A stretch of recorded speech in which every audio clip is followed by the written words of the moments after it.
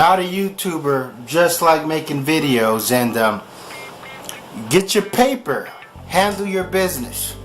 Well, it seems like reparations is back on the debating table.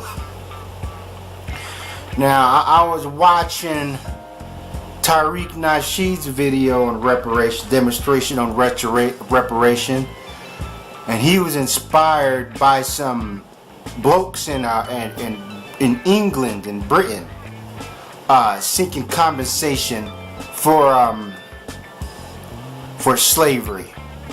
So I'm like, it's you know what I mean. It's going to spark it's sparking interest. You know, and that's what we need, because a lot of times, you know, when it comes to injustice, you know, people tend to forget about it.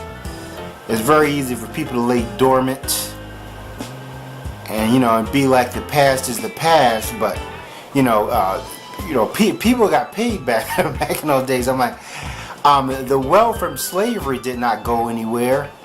You know, it just transcended now into the future. You know, to companies like Chase and you know, Brown's universities, certain universities. So, you know, they started off, you know, they started off in a game with they started off investing into slavery and making a profit. Now, and slavery was a harsh institution.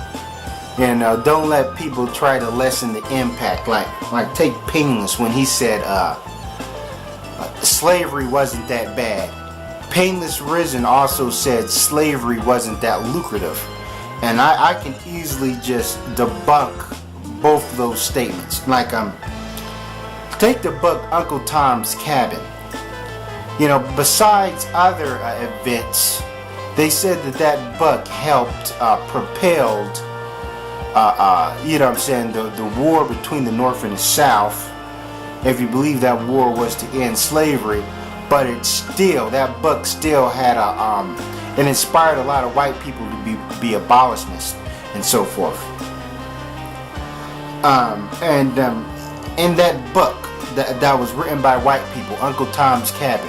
Now, even though, you know, you may say, because this white woman made Uncle Tom way too much of a happy, obedient slave. I understand that, but still, even people back then, when they read that book, it dawned on them how harsh and how cruel slavery was and so forth. And then for slavery, someone to say slavery wasn't that lucrative, because, you know, people say maybe they didn't get their money back they invested in. Take the prison industry, which is the closest thing to chattel, and the private prisons and how they invest in it. Now, you think about the inmates there. You know what I'm saying? These companies have to feed them, they have to clothe them, they have to give them medication. You know what I'm saying, and not the money it takes to maintain the facilities, and then they have to pay the workers there, the COs and other ununiformed staff, and pay their health benefits, give them pensions and all this other shit. You know, give them a 401k. You know, and these corporations can do all this and still make a profit off the prison industry, even after all the money they have to invest in paying for, you see what I mean, the hospitalization of inmates and so forth, their transportation. So there's a lot there. But hence, with the prison industry, you have the inmates themselves run the establishment. You know what I'm saying? There's the inmates that run the laundry room, that is cooking the food, that is mopping the floors, that is doing maintenance. So yeah, so they're going to get but they're still going to see a turnover, you know, on their investment. Now when you look at the plantation, I'm like, what do you got? You see what I mean? You got people that you barely can clothe them. You know, like, sure, the slave master clothed them, but still, with what? You know what I'm saying? The slaves wore tattered rags. And then when the slaves become too sick, the slave master can easily let them go, or or kill them. I mean, their life virtually has no value. They didn't have to pay for a doctor unless that slave is so valuable and so forth. And then overseer, they'll pay, the overseer won't make nothing. And sometimes they'll even have a black overseer, and he has this privileged position that he doesn't have to pick cotton, that he gets to whoop other slaves. So I'm like, I can only imagine the profit that and then the investment in and then there was a thing called urban slaves. And if you read Frederick Douglass' biography, he dealt he was involved in urban slavery, where he worked on a boatyard, and that he learned a whole lot about boats, just working in that area. But yeah, as I said, man, it's back on. The conversation is back on the table. So get your money. I'm like, if somebody owed you money in the streets, you want to get it. Now the thing is, when you mention reparations, and I tell you, white people, scoff at that notion. I'm like, white people get completely appalled that we're talking about reparations. And my thing is, business never personal. This isn't a jab at white people. This doesn't mean that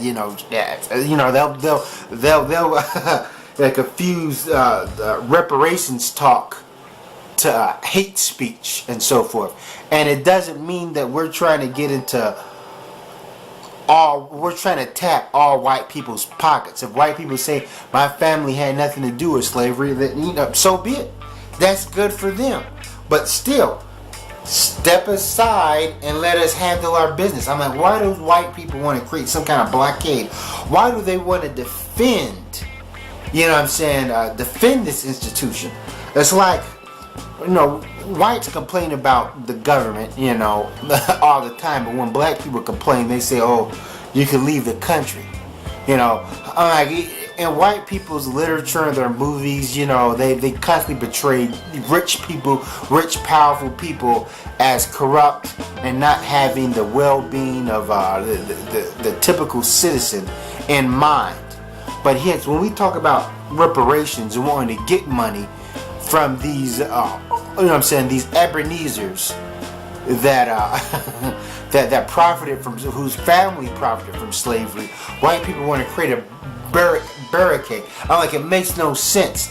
They're defending these people. I'm like, like, we're not really trying to fathom it. I'm like, it's just mind-boggling. Why would white people try to defend this institution? If anything, white people should say, yeah, you should get your money from it. These rich old bastards, they owe you something and so forth. But hence, when it comes to whites, when it comes to their civilizations, their establishments or whatever, you see, where they stand, that they will protect, or argue, or take the sides of, of these old corrupt institutions, of this old money, which they themselves didn't benefit from. I'm like, okay, I would say that. Okay, your family wasn't involved in this, so why are you protecting it? You didn't benefit from it, and you're not. And white people is not going to benefit from being vocal against reparations. You know what I'm saying? You know what I mean? I'm like, you really don't have a dog in this fight. I'm like, so as I said, step aside. And it's not personal. It's like, if you take somebody to court, you say to them, like, hey, we can be buddies. It doesn't mean that we're enemies. I'm trying to. So I just want to get my money. See what I mean? It's like if somebody works for their company, and let's say that they're loyal employees, and they like this company, and let's say somebody was disgruntled, they got laid off, and this company did them wrong, and they want to come back and get their money. It'll be foolish for this loyal employee to step up and try to defend, you know what I'm saying, the CEOs and be like, oh, they don't owe you nothing, they don't owe you any money and so forth. The best bet is just to sit back and be quiet. And I just, like I said, I don't know why.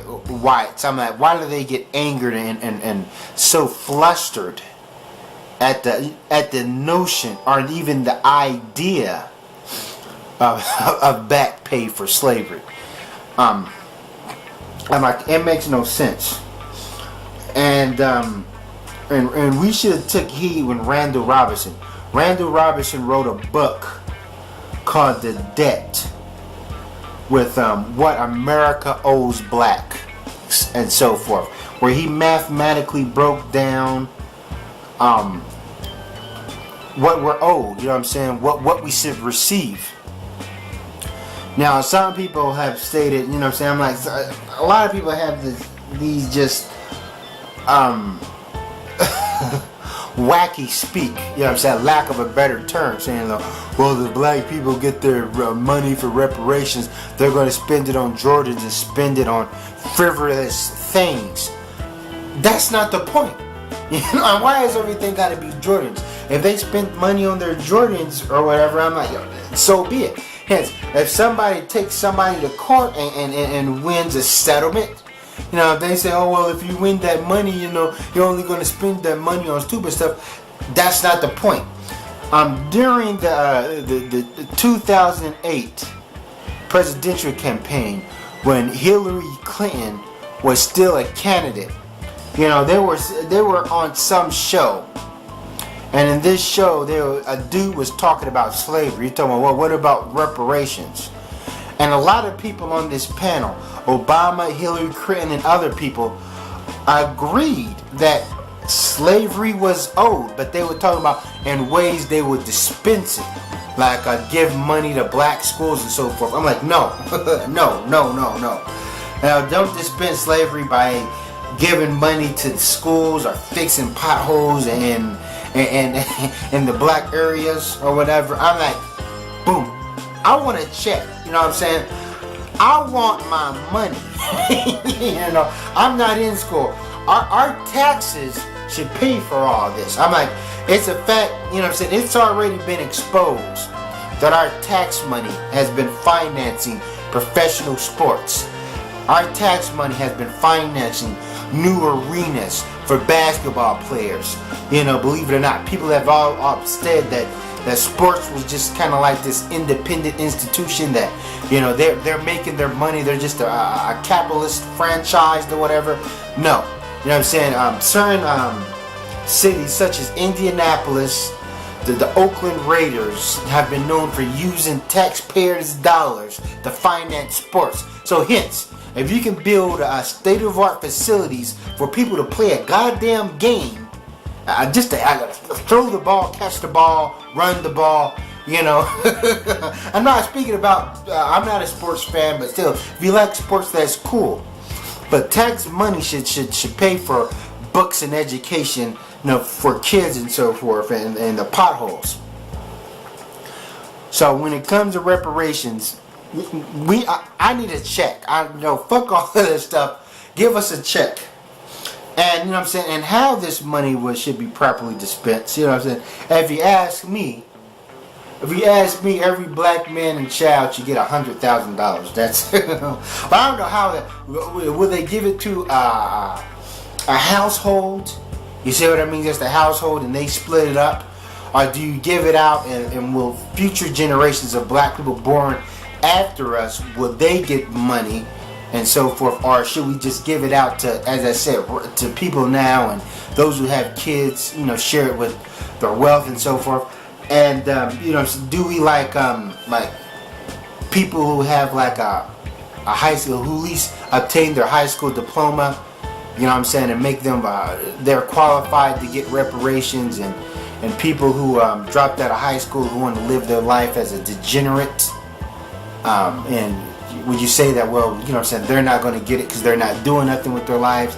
But hence, because of the legacy of slavery, created these these black men with such a these black people with such a destroyed and psychologically damaged mentality, that the reason we have so many poor, uneducated black people is through slavery. So would you say that still that they, even though they're not doing anything with their lives, but their past generations were slaves?